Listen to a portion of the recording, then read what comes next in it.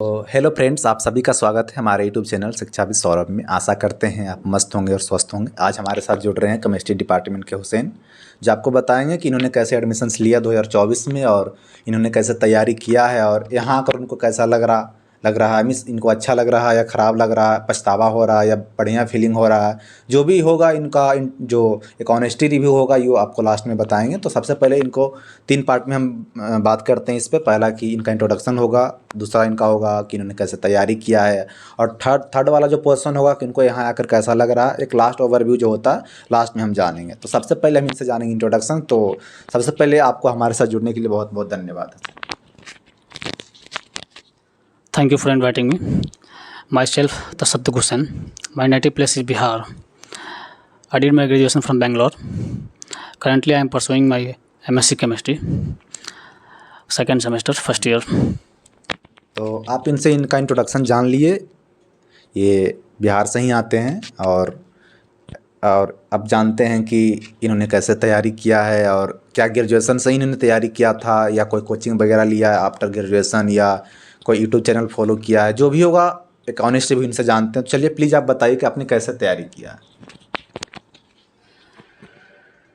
मैं अपने ग्रेजुएशन में थोड़ा बहुत मार्क्स का भी फोकस किया, बोर्ड का भी फोकस किया सिलेबस के अकॉर्डिंग। और फिर सेकेंड ईयर के लास्ट से मैंने IIT JAM का प्रिपरेशन के लिए सोचा। बेसिकली मैंने CUET का प्रिपरेशन नहीं किया, सिर्फ IIT JAM का ही किया। उसमें मुझे टॉप NIT मिला था, बट मुझे IIT चाहिए था, इसलिए मैंने स्किप कर दिया। तो इनसे जान लिया है कि उन्होंने कैसे प्रिपरेशन किया है। आप इनसे जानते हैं कि आपका जो CUT PG केमिस्ट्री में कितने मार्क्स लाए हैं और इनको यूनिवर्सिटी ऑफ हैदराबाद में कितना रैंक मिला है और किस कैटेगरी से आते हैं। तो बताइए please. I got 154 marks in CUT and my category is EWS. Rank कितना आपका है? My all India rank is 120. अच्छा, तो इनसे सब कुछ कैटेगरी भी जान लिए, रैंक भी जान लिया, मार्क्स भी जान लिया। अब इनसे एक क्वेश्चन चाहिए कि आपको हैदराबाद सेंट्रल यूनिवर्सिटी के बारे में कैसे पता चला, कौन बताया आपको, और आपको लगा होगा कि वहाँ जाने के बाद बढ़िया है या ख़राब है, कुछ तो बताया होगा ना आपको कि बेस्ट सेंट्रल यूनिवर्सिटी है। तो आपको कैसे पता चला? बेसिकली मुझे यूनिवर्सिटी ऑफ हैदराबाद के बारे में मैंने सर्च किया कि डिपार्टमेंट ऑफ केमिस्ट्री किसका बेटर होगा, DU का होगा या यूनिवर्सिटी ऑफ हैदराबाद का होगा या मॉडरेट IIT का होगा या लोअर या कुछ लोअर IITs हैं। तो मुझे ये रिव्यू मिला कि बहुत सारे कोचिंग का जो टीचर है उन्होंने भी मुझे रिव्यू दिया कि यूनिवर्सिटी ऑफ हैदराबाद का कंपेयर किया जाए तो टॉप 6 और 7 IIT को छोड़ दिया जाए तो इसका डिपार्टमेंट ऑफ केमिस्ट्री उसके बाद ही आता है। तो that's why without thinking I selected this. तो इनसे जान लिया कि इनको हैदराबाद सेंट्रल यूनिवर्सिटी के बारे में कैसे पता चला। तो अब इनसे जानते हैं कि अगर आप एडमिशन्स ले लिए हैं तो आपको यहाँ आकर कैंपस कैसा लग रहा है। आपको कैंपस को बताइए, आप कैंपस के बारे में। कैंपस की जहाँ तक बात है कि तो पूरा फुल ग्रीनरी कैंपस है। यू ऑल एवरीवन नोज पूरा हरा भरा आपको मिलेगा यहाँ पे। सिर्फ पेड़ ही पेड़ मिलेगा आपको। There are lots of trees you can find here, there are lots of forest. Climate is also good. Obviously, there are lots of forest, then you can find a good climate. University के बाहर हमको उतना अच्छा climate नहीं मिलता, but university के अंदर बहुत अच्छा क्लाइमेट है। और पर्सनली आप मुझसे पूछेंगे तो मुझे अब ये गम नहीं है कि मैंने IIT में नहीं किया। यहाँ का एटमॉस्फेयर IIT से भी मुझे बेटर लगता है। तो इनसे जान लिया कि इनको कैंपस में आकर कैसा लगा। ऐसा ना हो कि इसलिए मैं इनसे पूछ लिया कि आपको भी मन में लग रहा होगा कि वो IIT जाना चाहते थे, फिर वहाँ जाकर उनको कैसा लग रहा है। इनसे मैं पूछ लिया। अब जानते हैं कि आप यहाँ आए, आप क्लास भी जा चुके हैं, सेकंड सेमेस्टर में जा चुके हैं। तो आपके प्रोफेसर्स कैसे लग रहे हैं मिस IIT के कंपेरिजन में, NIT के कंपेरिजन में? आपको प्रोफेसर कैसा लग रहा है? अच्छा लग रहा है या नहीं लग रहा है? बेस्ट है या नहीं है? प्रोफेसर के बारे में मुझे पहले ऑलरेडी कोचिंग वाले ने कुछ रिव्यू दिया था कि यहाँ का जो प्रोफेसर है बहुत ही वेल एजुकेटेड है। और मैंने यहाँ पे रिसर्च भी किया। या if you people want to do research about the professor, then I will tell you कि आपको यहाँ का प्रोफेसर के बारे में जानना है तो आप एक ही चीज़ करो, कहीं और मत भटको। No need to go here and there. आप स्कूल ऑफ केमिस्ट्री सर्च करो, university of Hyderabad school of chemistry.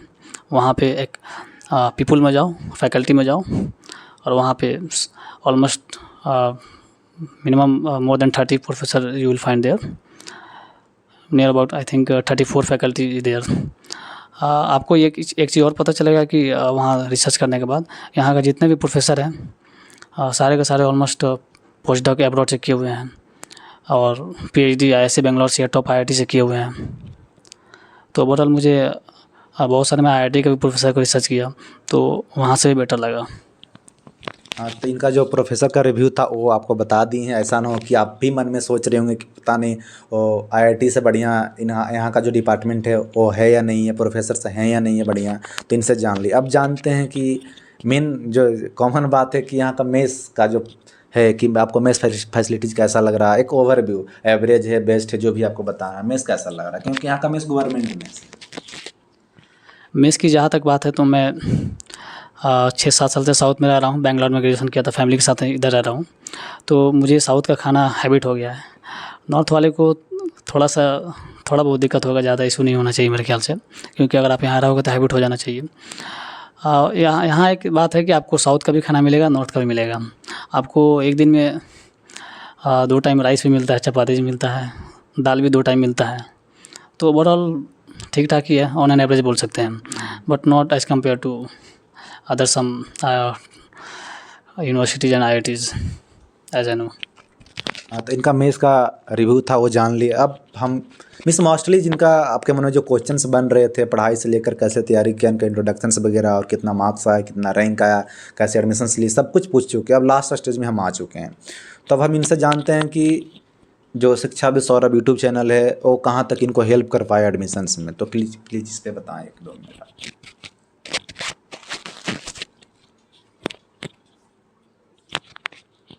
मैंने पहले एडमिशन अपना जामिया में ले लिया था। मेरा वहाँ रैंक ऑलमोस्ट 8 या 9 आया हुआ था, रैंक 8 आया था मेरा वहाँ पे जामिया में। मुझे ऑर्गेनिक केमिस्ट्री वहाँ मिल चुका था, तो उन्होंने मेरा हार्ड कॉपी डॉक्यूमेंट जमा कर लिया था। तो मेरा यहाँ पे EWS रैंक 14 आया हुआ था, तो मुझे बहुत सोच रहा था मैं मेरा होगा या नहीं होगा। तो फिर आपसे पूछा और भी सोर्स से, यूट्यूब चैनल सोर्स से पूछा, कुछ जगह से पता, कुछ लोगों ने बोला कि नहीं होगा, बट मुझे believe me honestly I am telling, Saurabh भाई ने मुझे ये बोला कि आपका 99% क्वेश्चन हो जाएगा। उतना डिटेल मुझे एक्सप्लेन नहीं किया, बट मैं आपको एक्सप्लेन कर रहा हूँ क्यों हो रहा है यहाँ पे। यहाँ ये सिस्टम है कि आपको लेट सपोज आपका रैंक 158, जनरल का रैंक 158 है, कट ऑफ मार्क्स सॉरी, तो 158 मार्क्स जनरल के कट ऑफ गया है। तो यहाँ जो कैटेगरी वाले हैं, कुछ OBC हैं, EWS हैं, उनका मार्क्स 170 आया, 160 आया, बेसिकली 158 प्लस है। तो उनको पहले एडमिशन दिया जाता है, ग्रीन कार्ड उनको मिलता है पहले, और उनको जनरल में ही रखा जाता है, तो उनका जनरल में बेसिकली होता है।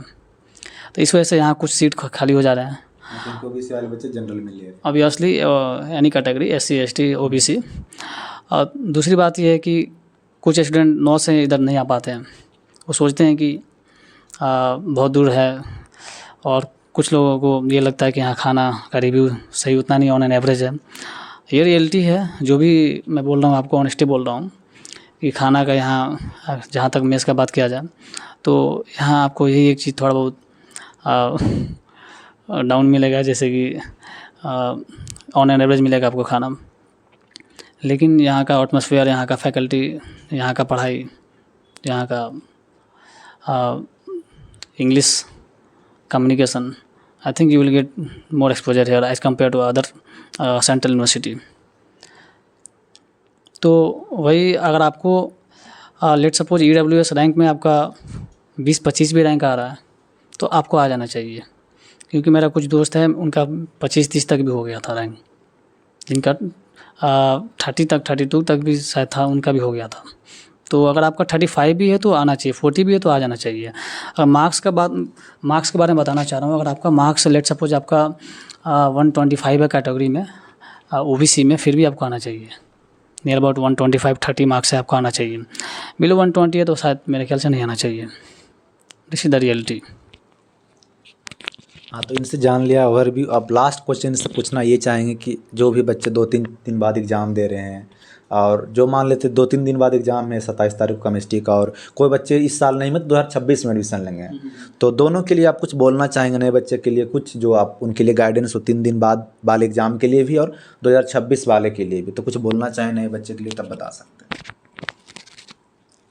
CUET का exam pattern little bit of different from the IIT jam. IIT jam का लेवल थोड़ा हाई होता है, CUET का एग्ज़ाम लिटिल बिट ईजी होता है, बट कुछ क्वेश्चन जो है रिसर्च बेसिस भी आ जाते हैं जो कि IIT जैम से भी टफ हो जाते हैं।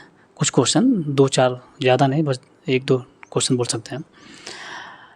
तो बेसिकली आपको यहाँ क्वेश्चन ईजी आते हैं, आपको टाइम का प्रैक्टिस करना पड़ेगा। पर्सनली मैं अपना शेयर करना चाहता हूँ, मैंने जब CUET तैयारी कर रहा था, तो उस टाइम मैं टाइम का क्लॉक लगा दिया था और मैं नोट करता था कौन सा क्वेश्चन कितने सेकंड में हो रहा है। कुछ क्वेश्चन 30 सेकंड में होते थे, कुछ क्वेश्चन 20 सेकंड में हो जाते थे, कुछ क्वेश्चन मोर देन 2 मिनट लेते थे, 1 मिनट 1.5 मिनट ऐसा होता था। बहुत वेरिएशंस होते हैं। तो आपको घबराना नहीं है। ओवरऑल ये सोचना है कि ऑन एन एवरेज आपको 30 या 40 50 सेकंड में क्वेश्चन, बहुत सारे क्वेश्चन हो जाते हैं, क्योंकि बहुत सारे ईजी क्वेश्चन भी यहाँ पे होते हैं। तो टाइम का प्रैक्टिस बहुत ही ज़रूरी है। अगर आपने टाइम का प्रैक्टिस नहीं किया है तो फिर आपको इश्यू होगा, क्योंकि आपको हम लोग के टाइम में मेरे ख्याल से 105 मिनट मिला हुआ था, तो आप लोग के टाइम में इस साल सुन रहा हूँ कि 90 मिनट ही मिल रहा है। तो टाइम के लिए टेंशन नहीं लेना है। Basically you have to focus on time, okay. And revision बहुत मस्ट है।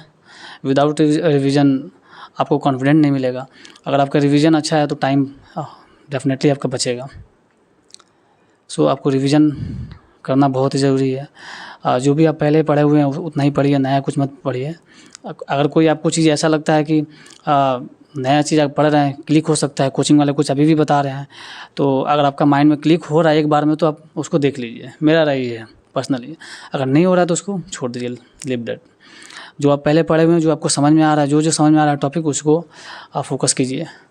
कुछ ज़्यादा हार्ड एंड टफ तैयारी अभी उसको अटेम्प्ट करना भी सही नहीं है, क्योंकि आपका कॉन्फिडेंस लूज़ करेगा और आपका जो प्लानिंग है उसमें डिस्टर्ब करेगा, क्योंकि आपको टाइम के हिसाब से तैयारी करना है। तो ओवरऑल यहाँ टाइम का प्रैक्टिस करना बहुत ही ज़रूरी है। आप क्लॉक लगाइए और टाइम का तैयारी करो आप, वो बहुत ज़रूरी है। तो इनसे जान लिया जो भी 3-4 दिन बाद जिनका एग्ज़ाम है, चाहे 2026 में एग्ज़ाम देना चाह रहे हैं, तो उनके लिए रामबाण शायद होगा और आप अच्छे से तैयारी कर पाएंगे। तो गाइस, ये आपके सीनियर्स होंगे, जब भी आप आएंगे यहाँ कैंपस में तो आपके सीनियर्स होंगे, और आपके मन में जो भी डाउट्स हो, जैसे कि जो भी नए बच्चे यहाँ आते हैं तो उनको लगता है कि जिससे क्लास के बारे में होता है, कुछ टाइम टेबल होता है, या कुछ भी उनके मन में डाउट्स आता है, उनको लगता है हम किन से पूछें। तो ये जैसे आप केमिस्ट्री का स्टूडेंट्स हैं तो आपके सीनियर होंगे, कुछ भी आपके मन में डाउट्स होगा यहाँ आने के बाद, चाहे काउंसलिंग जो भी हो, आप इनसे आसानी से पूछ सकते हैं। और जब भी आप यहाँ आएंगे तो इनका कॉन्टैक्ट नंबर अभी मिल जाएगा आपको, कोई दिक्कत नहीं है। तो गाइस, आज के लिए इतना ही काफ़ी है, और फिर मिलते हैं नई वीडियो में नए टॉपिक के साथ। तब तक के लिए धन्यवाद।